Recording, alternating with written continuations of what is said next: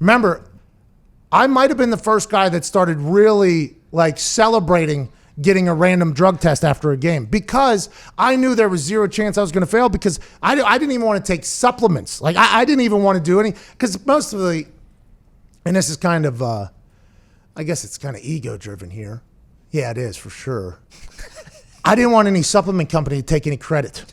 Yeah. Right? Like I didn't want anybody to take any credit or even say like, oh, we're a part of this guy's routine, because I was breaking a lot of records and doing all that. I didn't want anybody to think that they were a part of it other than, me, my strength coaches, my old man, my family, my teammate, and the hard work. I didn't want any outside company to think it was. And also you hear stories about supplement companies potentially getting tainted because supplements that are clean, that don't have anything that gets tested for in professional athletics, a lot of them come from the same factory where stuff that is in there that would test positive or in some supplements. So you hear guys say like, I didn't know I was taking it. And the average fan reaction is like, how did you not know that it was in there? Well, the reason is because a lot of these things come from the same factory. And if you just so happen to get a little bit of powder from another one into that one, there's a chance how you could see that something could pop up in there that you don't know about. So for me, I didn't even take any supplements. Now, did I drink beers? What? Yeah. Pizza? What? Wings? What? And if you looked at my upper body, you say that's an upper body of an adolescent? What? Yes, all those things are accurate. So I would always walk into those drug tests. I would kind of walk in there, billionaire strut. I would take my shirt off and say, are you sure you would like to test me? They're like, please give me your urine, sir. I'd pee in there. And then I would take a picture of it and post it because I knew there was no chance of me failing. Now, that was an aggressive decision, obviously, because who knows if said Bud Light that I had the night before might have had a little bit of Adderall in it. Who knows? Because that could happen. But for me, I was very confident I wasn't going to fail a test. So I started putting pictures of it and started putting it out there. And it got to the point for me where it felt as if I had a bad game if I didn't get drug tested the next day. I'm like, oh, they must have not thought I was that good. I mean, I put a kickoff into the stands. I mean, is that not good enough to get drug tested? It became like a gimmick. And then I started realizing that other NFL players were like, yeah, this is happening for me too. They started posting pictures about it. And I was like, okay, that's, by the way, if you fail this test, this is, you're going to get got on the internet here with taking a picture of a test and saying, oh, I got randomly drug tested and you failed a test. For me, I only did it because I knew that there was zero chance, and I assume everybody else that does that. And I would assume that Bo is pretty confident in the fact that his urine's going to come back clean. But the NBA, hey, that's just good ball, baby, from Bo. What do you want from the guy? Did you get tested multiple times this season? Oh, yeah. I got tested like 8 times one season. Felt really good, too. I was having a great year. I was like, here we go. Vinatieri, too. Like, Vinny hit like I forget what it was. It was a long ball. Next day, drug test. And I was like, here we go, Vinny, they're coming after us. Took a picture. And then the next week, I think I kicked the onside kick to myself, and then I did something else.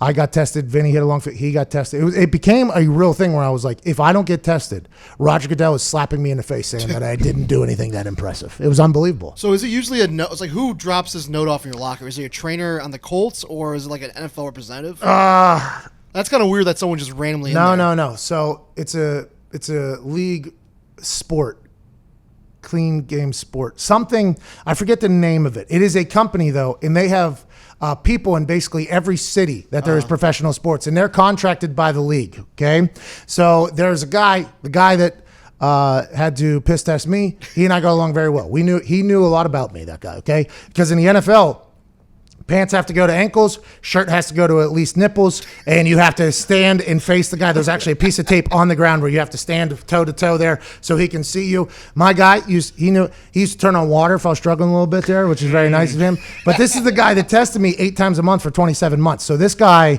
and I knew a lot about each other, and he was a good guy. Hey, he's doing his job. This is what he gets paid to do. I'm doing my job. I just have to pee in there. Was there some times where I was like, man, you just got me 2 days ago? And he was like, I know, but it's not him deciding when I get tested. He was the same guy. And what they had is a piece of paper. I posted the picture a lot of times. It was like basically fill in name here.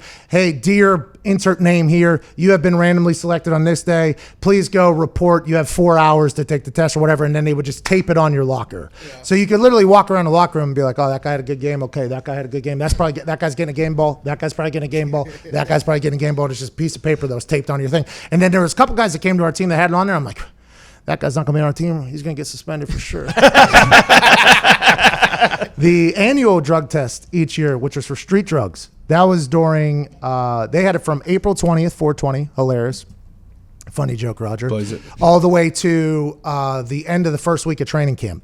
And that was for street drugs. So that was a marijuana test, basically. That's all that was. And we knew when it was coming because they announced, like, hey, this is when the test is coming. And once you took it one time, you never got tested again for the rest of the year. So it's almost like an intelligence test as much as it is a drug test, right? So everybody knew that I indulge in vitamins, obviously. Everybody knew.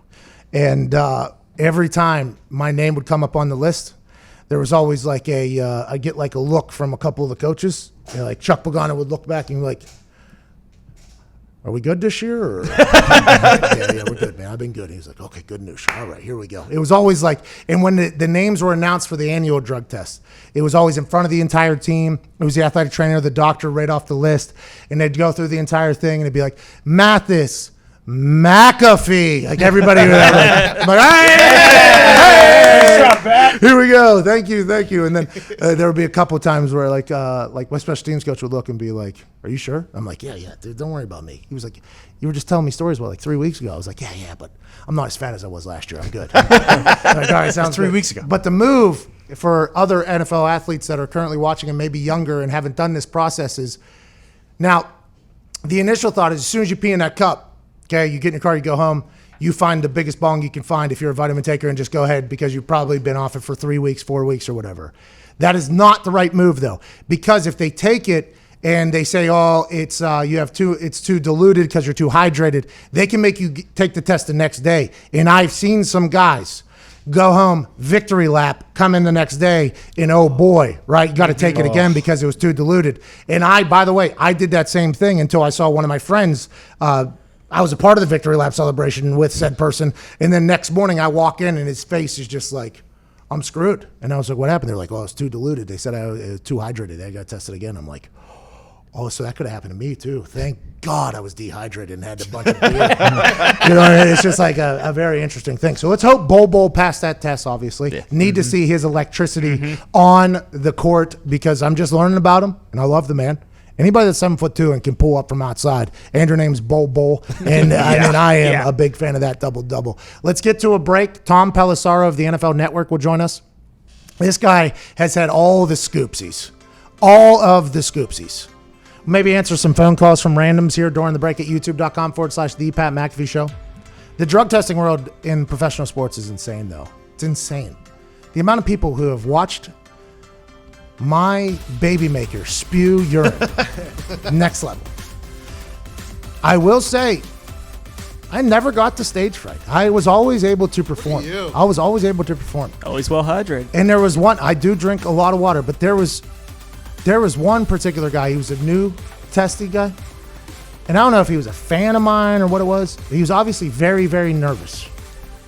Son of a bitch spilled my sample. Oh, jeez. His hands were shaking so bad, he spilled my sample because you take it from the big thing that I'm aiming into, you know, like a spaceship coming down in the ocean. Yep. I'm aiming in there. And then his job is to pour it into a sample A and then pour into sample B. Those things are sealed shut, put into a sealed shut thing. I have to sign it, he has to sign it, and then it's mailed off. This guy tried to go into sample A, shook his hand so much, spilled all over the thing. Whose fault is that? Like, you have to pee again? Yeah, I had to pee again. I had 67 minutes I had to pee again or whatever. What? Because my 4-hour window or whatever. And he was like, I'm so sorry. And I'm like, are you going to tell people that you just... So I took a picture, obviously, of it. And I'm like, so if I can't replenish here in 67 minutes, we're going to be in trouble. He was like, oh, I'll be able to make some calls, but your window does end in an hour and 7 minutes or whatever. And I'm like, are you kidding me? So I obviously went and bonged a Pedialyte. Nice. Just cut the bottom out of it, open the top, give me that thing. Can we blame the NFL for your bladder? Like, because your ability to pee a lot? I had to pee a lot. But by the way, I came back like 15 minutes later. Just knocked it out.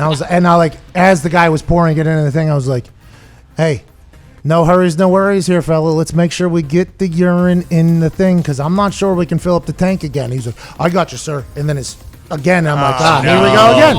Here we go again. And he obviously spilled some, but we got up to the amount that we needed. And sample B, by the way, if something was wrong with sample A, we did not have enough in sample B. That was actually probably a failed test now that I think back about it. But that's the only negative experience I've had during the entire testing. It's amazing when, like, for 10 plus years, you're showering in front of 50 plus dudes every single day that your brain just doesn't even care anymore what you're doing naked in front of people. Yeah. How many people you tested today? Where do I? Am I in the? No.